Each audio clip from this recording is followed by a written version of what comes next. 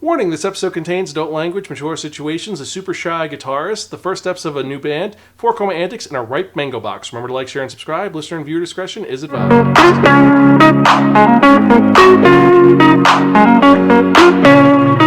Hello, and welcome to another episode of the Spiraken Manga Review. I'm your host, Xan. I'm Greta.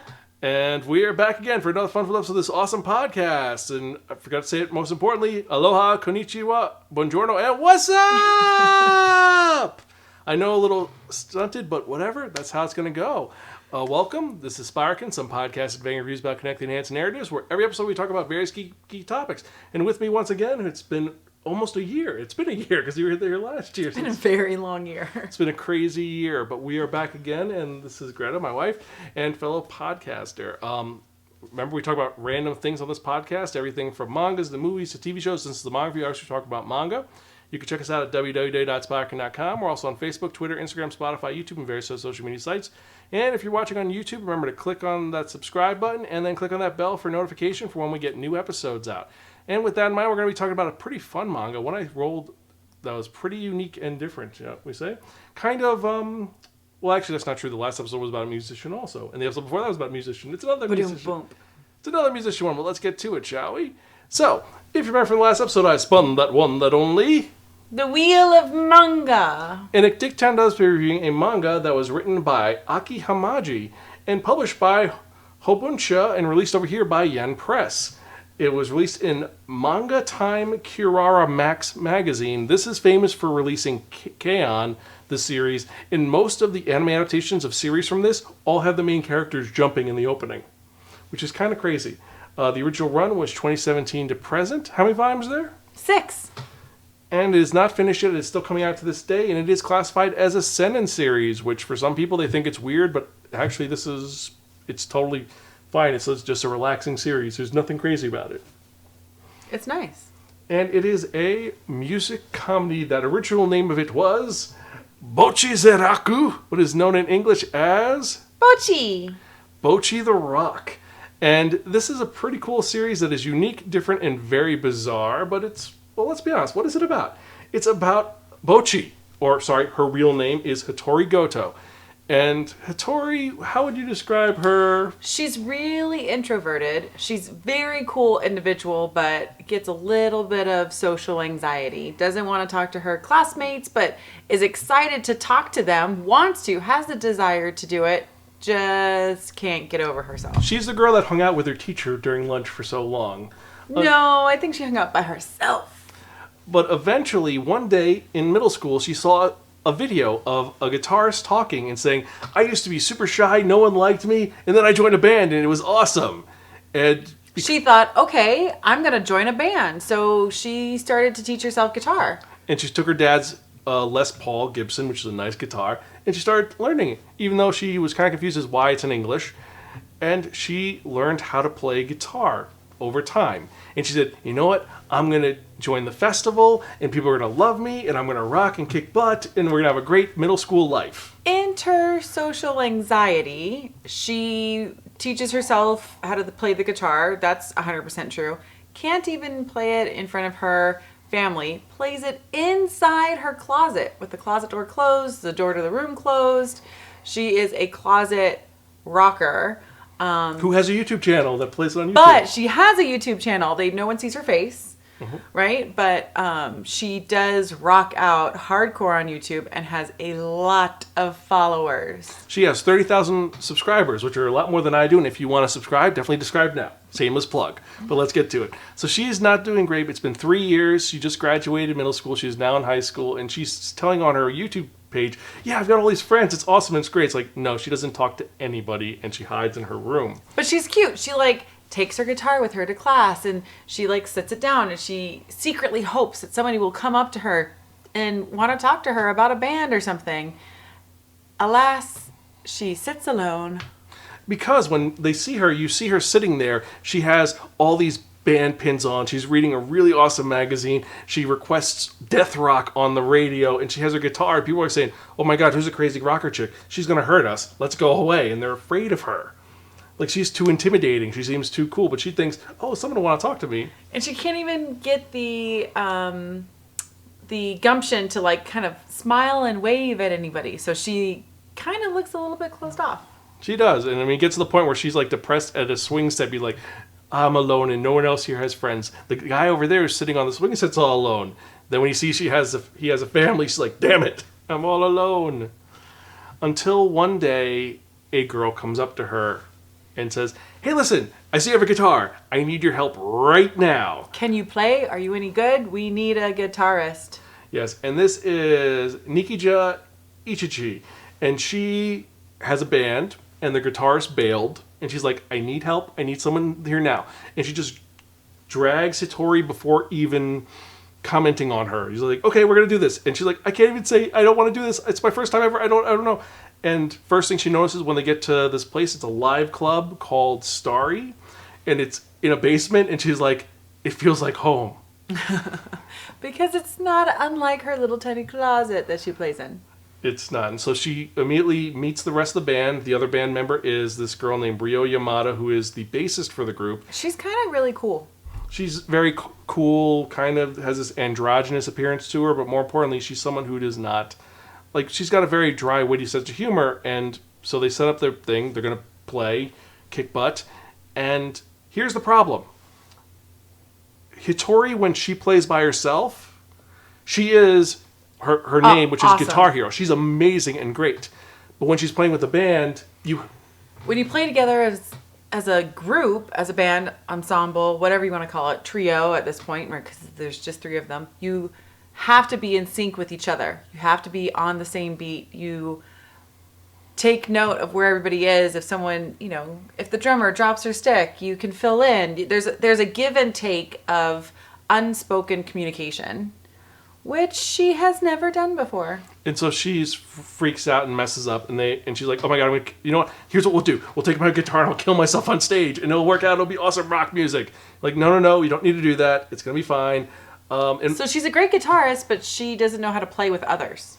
And when she's nervous, she freaks out and she messes up. So they think, oh, you know what? You should listen to this one YouTuber named Guitar Hero. She's just good. You want to be like her. And it's like... Irony. But that's me. I'm Guitar Hero. She also completely freaks out and can't figure out how to play with them.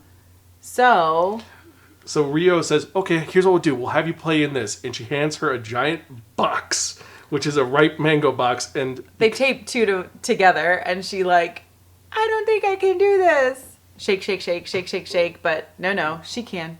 And when she's in the ripe mango box, suddenly she's like, we're here to rock! And they're like, oh my god, that's a complete change. And they say, so, Hitori, what's your nickname? What can we call you? And she's like, well, they call me Excuse Me or Hey You. Hey there, hey you.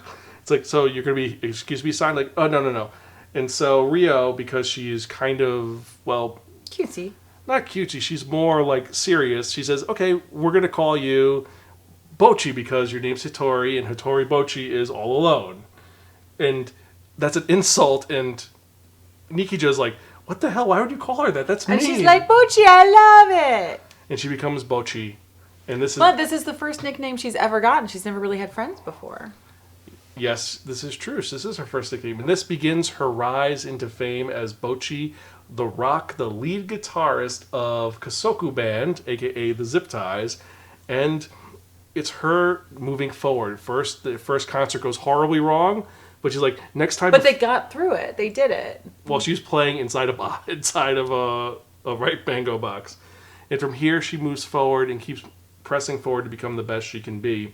And slowly getting more and more extroverted as the series goes on.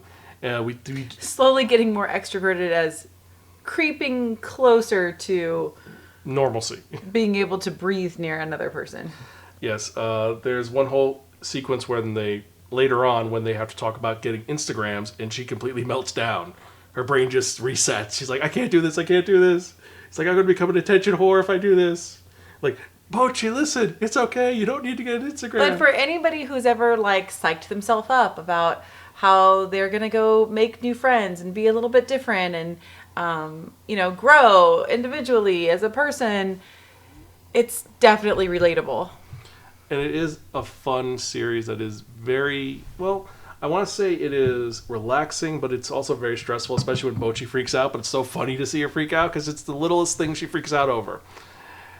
And from here, we see her evolve and inspire the rest of the team because she is an amazing guitarist, and she ends up helping them all out with little things here and there. Like Rio, she is super wealthy, but she pisses away all her money on instruments, so she's poor, so she kind of mooches off of Bocchi.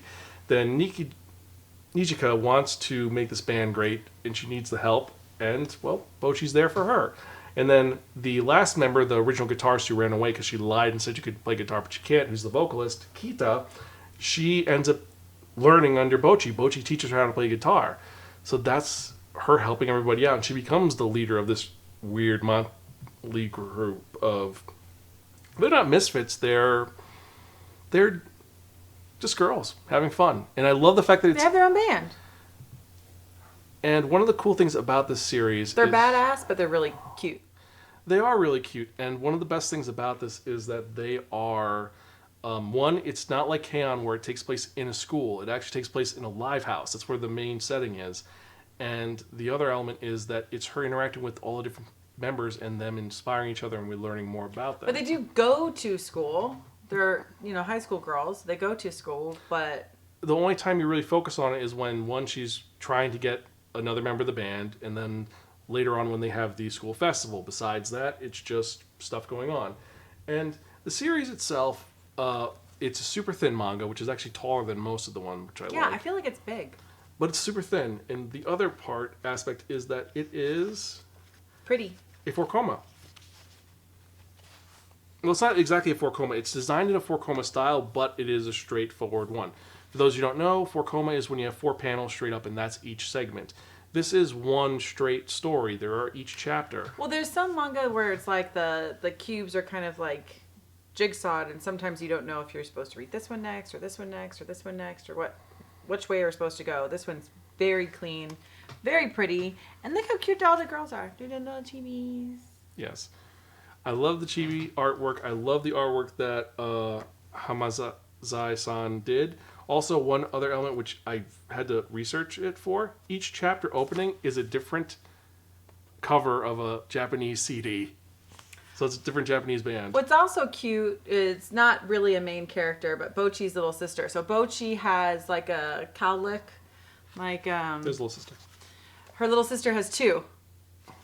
So it's like a sibling thing. And also the little sister is way more outgoing than she is, and she's doing so much better in life. Like during their summer vacation, she's like, "Oh, well, I had Bocchi teach me how to play guitar because she has all this free time. I'm going out with my friends, and I'm going on vacation, and I'm going to the beach." And Bocchi's just more and more depressed. But it does happen where you will have one sibling be more introverted, the other one be more extroverted. They have different talents. It's a thing. It is a thing, but this is probably one of the best feel-good manga I've read in a while. And more importantly than that, it's a fun manga. Mm-hmm. While it isn't super violent or super crazy, it is one that's just, it's great. And the fact that the series has been nominated for several awards, and the anime is on Crunchyroll's 2023 Best Anime of the Year, well, that says a lot. And also, Bocchi is, she was nominated for character most likely to be defended. And it's between her and Anya, let's be honest. Because Anya... Although I feel like there's a little bit of Anya in her. Yeah, just a little bit of Anya. So, for that reason, let's be honest, this series is great, it's well done, and Volume 2 came out last week. So I'm going to have to give this our highest rating of... Well, stop what you're doing and read it now is what I would rate it as. Really, really, really cool. Read this now. Simple, easy. It is fun, it is great, and compared to the last couple of music mangas we talked about, this one is well engaging, and more importantly, one thing that's fun is, unlike in Shiori Experience, and unlike in a series like Beck, they don't show the performances. They show the beginning of the performance, and then immediately shows afterwards. They don't focus on it because it's not important. And that's something that the creator wanted to do. They wanted to focus on the band and also the interactions between them, and not the music, so you can feel it in your own head. Even though I will say that the opening theme slaps. Ripe, juicy mangoes box, yep. Which is doubled together, taped together to make it big enough for a person to stand inside and rock out, with a cord with a amp plug, would be an awesome cosplay. I feel like we're going to see some of those people. Someone was walking around with them at Otakon last year, so we'll see how it goes. So I feel like that's going to be like a thing. There should be a band get-together meetup. This is definitely going to be a thing. I think it is. But before we go any further, the random question. Do you listen to any online musicians? I've got a couple I listen to, but for the most part, well... I listen to music online, but I don't know if I listen to any online musicians. But anyway, so let's Belle? Belle, it wasn't online music, but she was a fictional online musician. But let's get to the other I listen to more fictional musicians than I do online musicians. I should change that. That is very true. So with that in mind, let's actually get to the manga releases for the week. And these are some fun ones and some kind of depressing ones. So let's get to it. So first off, we're starting off with Dark Gathering. Yes, Dark Gathering Volume 5. A series where someone talks to ghosts and it's a little unique. Is it good? Well, nah. Let's be honest. It's okay. It's not great. But we'll see how this new volume is. Next, we had a new series called Gachiakuta Volume 1. This is a mixture of Dead Man Wonderland and, well, a series where someone falls asleep and then wakes up 10 years later. Doesn't age.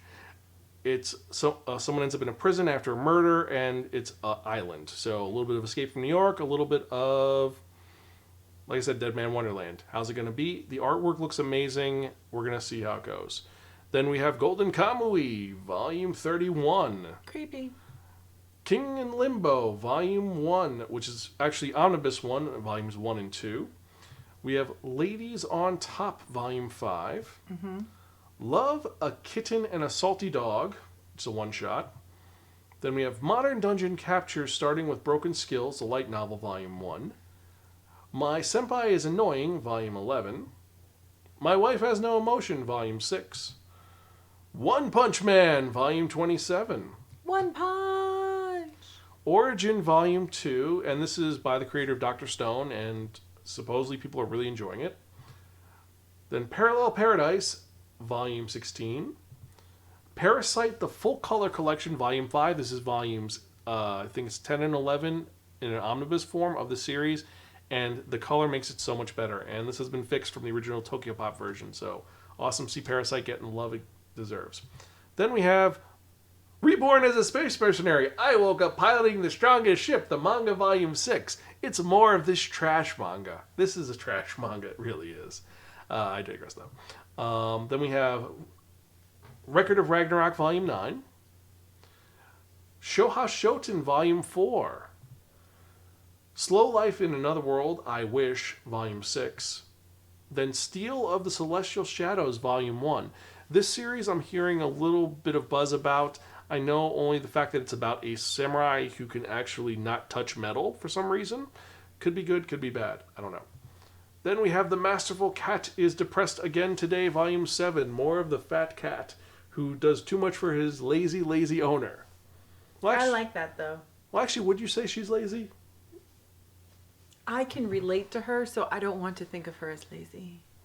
Okay. So that means yes. Okay. So then we have The Most Notorious Talker Runs the Greatest Clan, Volume 6. Bureaucracy, the manga. The manga. The Saint Magic Powers Omnipotent, Volume 8. Though I Am an Inept Villainess, Tale of the Butterfly Rat Body Swap in the Maiden's Court, light novel, Volume 6. The story of a girl who's switched with another person's body, and the other girl ends up getting the prince, and she ends up getting sent to hell nowhere. If you like Apothecary Diaries, this one is supposed to be just as well done. I am going to put this on the wheel hopefully soon. I'm waiting for the manga release to come out because it's still just light novels. Then we have Tokyo These Days, Volume 1, the latest series written by the creator of Tekken Concrete. You know the art is going to be weird. Is it going to be well? We're going to see. Then we have Sugumi Project, Volume 4, Ultraman, Volume 19, Undead Unluck, Volume 14, What He Who Doesn't Believe in Fate Says, Volume 3, more stories of someone who is connected to someone else with the red string of fate and doesn't want to acknowledge it.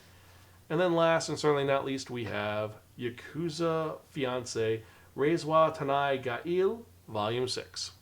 And so these are the 28 mangas of the week, and I decided to post my top 5 of the week. Unfortunately, what are your thoughts about this week's lineup? I really struggled to get to top 3.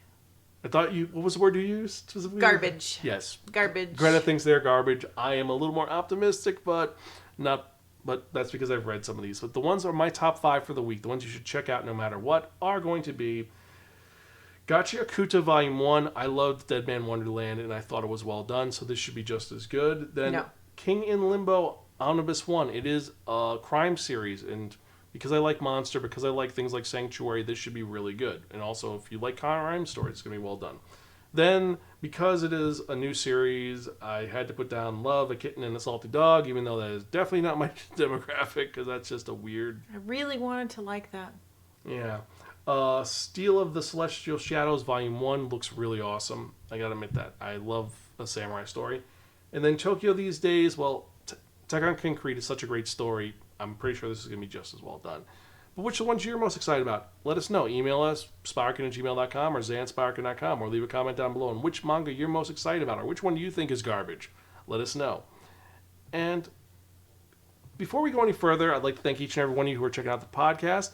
I appreciate each and every one of you. You're all awesome. Every email I get, every comment I get, every new subscriber gives me more motivation to keep doing this podcast.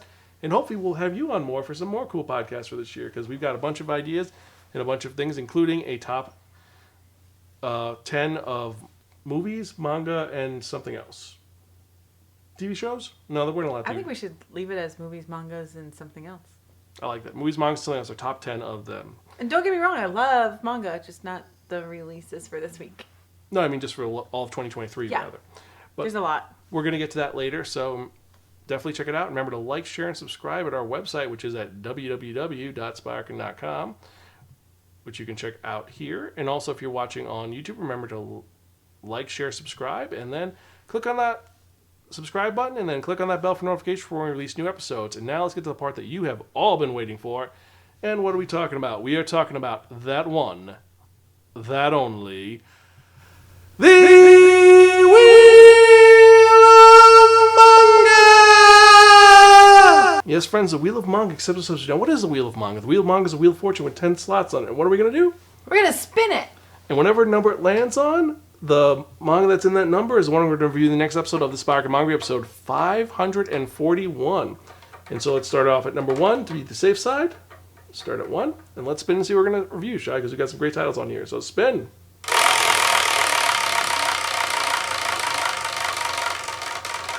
I really need to change that logo one of these days.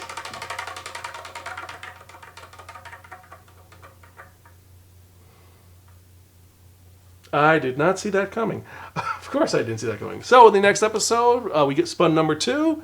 So in the next episode, we're going to be reviewing an old manga that is somewhat controversial over the topic. We are talking about Usagi Drop. And yes, I know, for those of you who know the series, I am aware that after a certain point it gets kind of cringy. So we're just going to leave it at that.